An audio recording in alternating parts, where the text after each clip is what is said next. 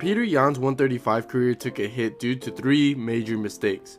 The first one was the illegal knee by Aljo, resulting in him losing the belt and ultimately losing the rematch by a controversial split decision. The second was taking a high-risk, low-reward fight against the 11th ranked opponent, which was Sean O'Malley at the time, leading to a close split decision loss for Yan. And the third mistake was going against the division's boogeyman. Yes, I'm talking about Merab Dvalishvili. This matchup ended up being a nightmare matchup for Petr Yan. As he usually takes his time to figure out his opponent, this fight resulted with Petr Yan's third loss. And I see a lot of people saying that Yan is declining, and I don't necessarily believe that. Yan isn't declining. 2 out of his 3 last fights were incredibly close. In fact, they were close split decisions, except for the Merab fight. And let's be fair, Merab is a tough challenge for anyone in this division. I think the problem in that fight is that Yan couldn't download anything. He was literally overwhelmed. Merab was attacking him in 12 different ways at the same time, so yeah. That, and I've noticed that Yan has a couple holes in his game, like a huge output problem. He looks like he sizes his opponents up for like 20 seconds, and you wait for him to exploit it with these combinations, but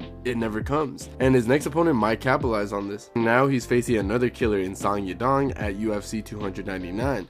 And I can't help to think what the mental state of Yan is. I mean, the dude is on a 3-fight losing streak, and if I can be honest with you guys, Petr Yan is currently my favorite active fighter, and the thought of him facing a 4-fight losing streak is concerning and just heartbreaking to hear. While I do believe Song's style plays into Yan's favor, the power and the speed factor from Song is worrisome.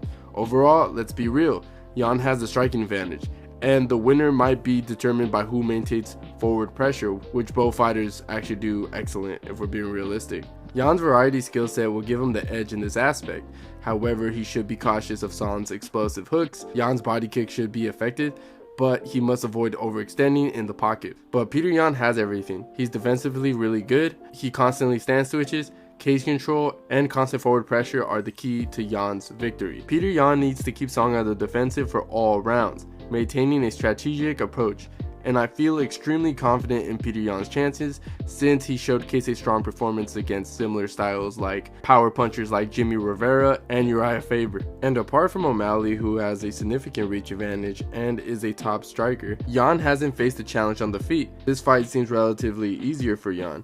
He possesses a diverse skill set with trips, spinning kicks, back fists, wheel kicks, and well-timed counter hooks. It's a lot for most people to handle, considering that Yan is very resilient, since Song likely won't knock him out, and if he did win, it would have to be by decision. Now, the thing that does get me a little bit worried about this matchup is Song's output. Song's output could give Yan some serious problems. Like, Song could capitalize on the holes of Yan. Specifically, I'm talking about the high guard. He completely leaves himself wide open to get taken down when he's overwhelmed. And as I mentioned earlier, we're not sure where Yan's head is at after all those 3 losses. He might be questioning his own skills, and that's the main thing to worry about in this fight. So even when I do break it down, I'm not too confident on Petr Yan winning this matchup, but it's entirely possible that he can overcome the odds since it's all mental and he can adjust and improve in his game. And this is the truth.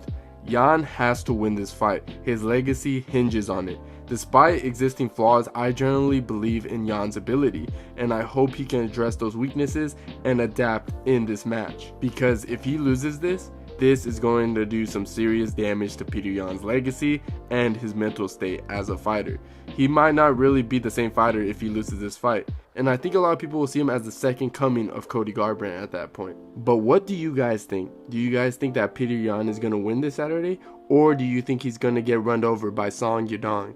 Let me know in the comments down below, and if you enjoyed the video, please don't forget to leave a like, and don't forget to subscribe to the channel if you haven't already, and I'll see you guys on my next one.